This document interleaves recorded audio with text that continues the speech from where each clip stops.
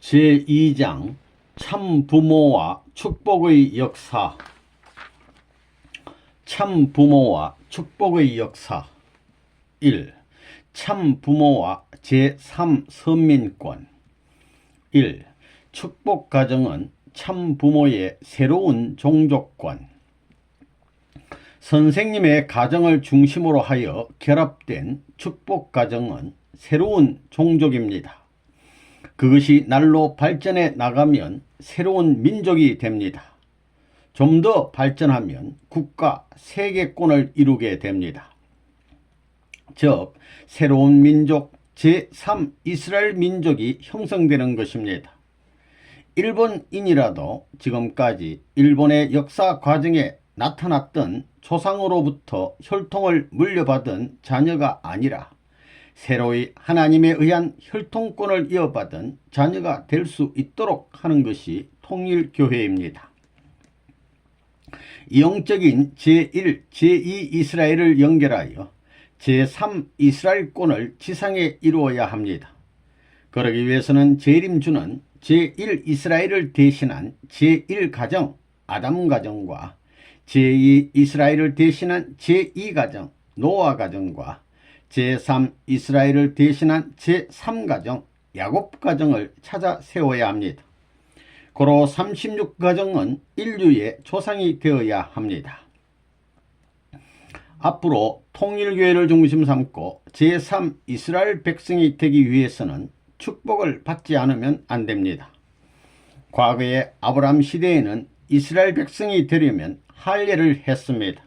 그리고 예수님 시대에는 세례를 받았습니다. 마찬가지입니다.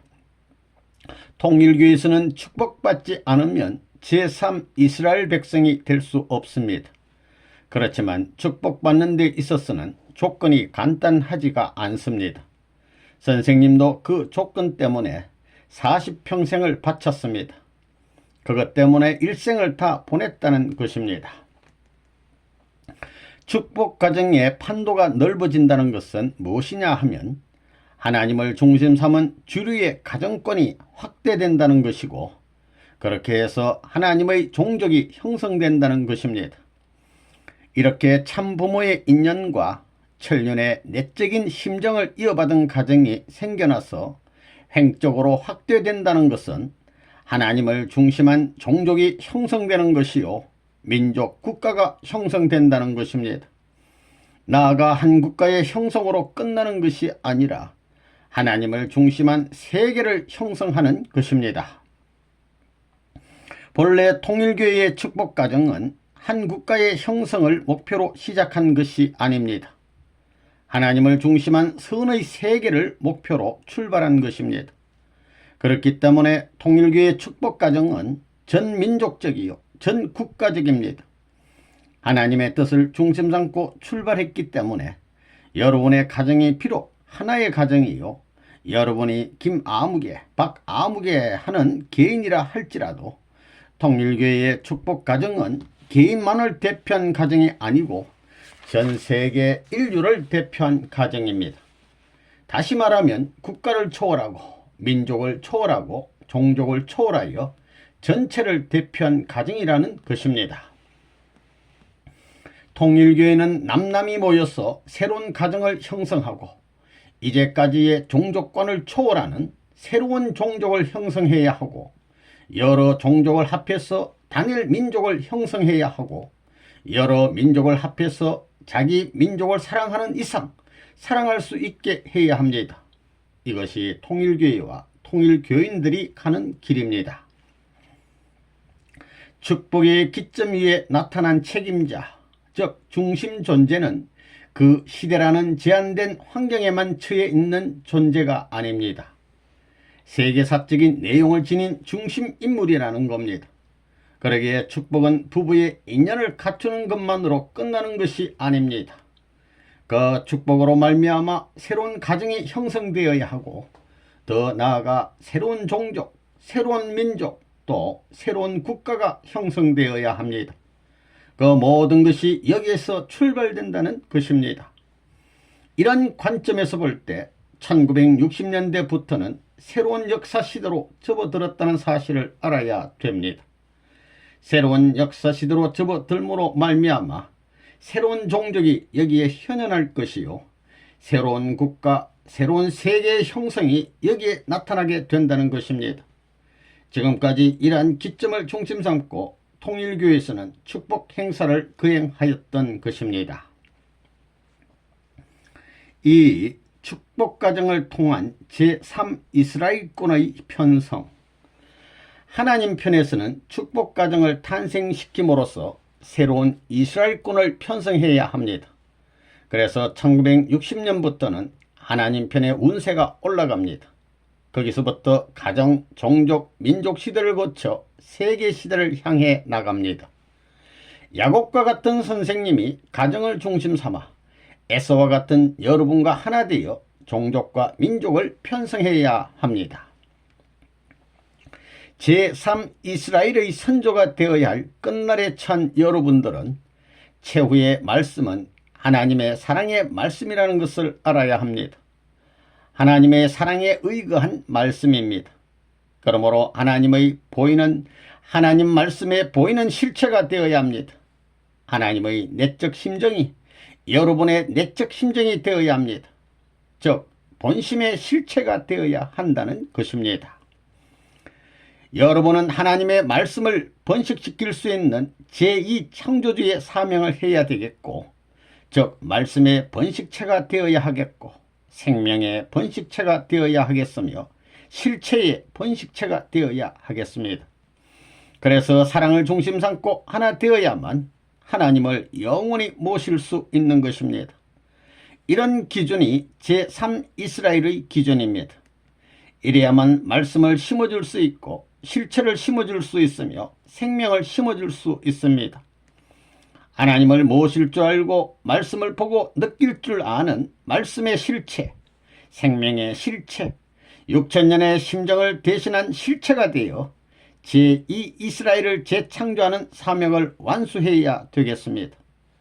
그래야 하나님의 내적 심정을 완전히 통한 아들딸이 될 수 있고, 그런 하나님의 참 자녀가 되어야 하나님의 사랑을 중심 삼고 영원한 영광 가운데 살 수 있다는 것을 명심해야 되겠습니다.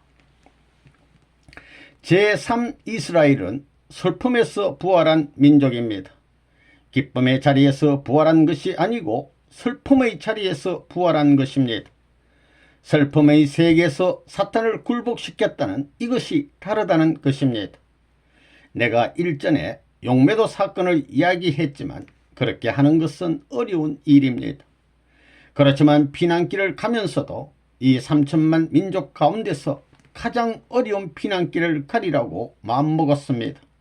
그래서 죽기 전까지 이 길을 가리라. 내 맥박이 멈출 때까지 가리라. 아직까지 호흡이 끊기지 않았으니 가야 된다는 결심을 하고 갔던 것입니다. 세계가 하나의 심장의 움직임에 의해 하나의 형태를 갖추어 나왔고, 하늘의 심정과 예수의 피사를 통하여 역사가 흘러나왔는데, 오늘날 이제 열매 맺을 수 있는 하나의 실체가 여러분 자신임을 알아야 되겠습니다.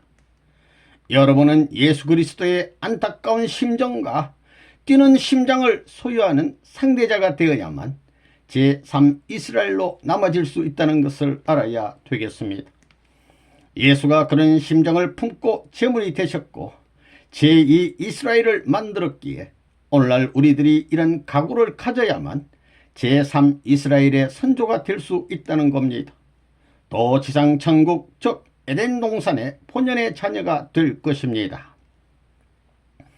통일교회의 축복가정은 옛날의 이스라엘을 중심 삼고 유대교를 통하여 메시아를 희망하던 자리가 아니라 메시아를 맞아가지고 새로운 종족 편성을 하여 한 단계 더 전진한 입장에 서 있습니다.